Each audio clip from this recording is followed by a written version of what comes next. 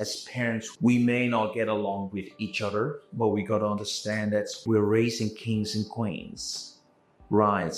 And regardless of how I feel about you or based on the experience I have with you, we don't want to project our experience onto our child. That is easier said than done, obviously, because there's so much emotion and feelings happening to us. Well, we got to really try our very best to avoid that. Now, let me give you an example. Little Johnny has gone out with dad because his dad's weak to look after little Johnny. And so little Johnny has spent the entire weekend, Saturday, Sunday, with his dad. Now, Johnny comes back home to mom, and mom asks Johnny, God, hey, how's your time with dad? Was everything okay? Did you get fed properly? Like, what did you eat? Oh, and little Johnny goes, we had pizza.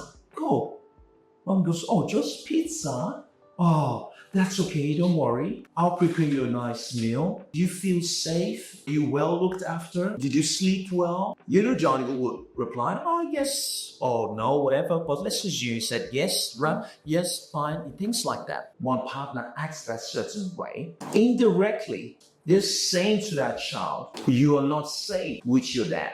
Now, if that child is to be asked a question, do your mom say anything negative about your dad? The child will say the truth. No, based on that scenario.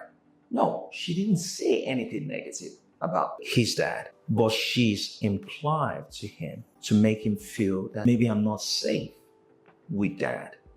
And this is where we got to be very mindful. And it goes both ways. Fathers saying that when the kids has come back from mom's home. Goes both ways. So do you want fathers really say stuff like that? Or is that mother just being that feminine, nurturing aspect of, that's how one that can be? It could be, but it could go both ways as well.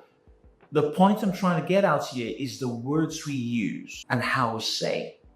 There is no reason why a parent should be saying the word safe. Except if there was history behind there, where there is physical abuse or drug use or things like that. Well, if there's none of that, why create or plant that kind of idea of why the child should feel safe or not? You're with your dad. You should be safe.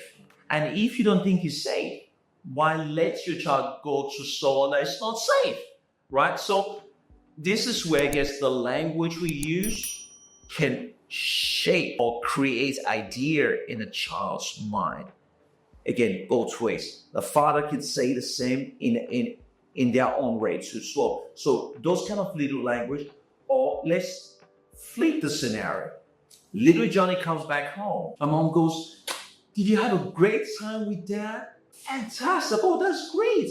You had pizza. Oh, that's fantastic. You had pizza. That's really good. I'm so glad you had a good time with dad. That's fantastic. All right, great. All right, well, you go upstairs and we'll change your clothes and I'll come catch up with you.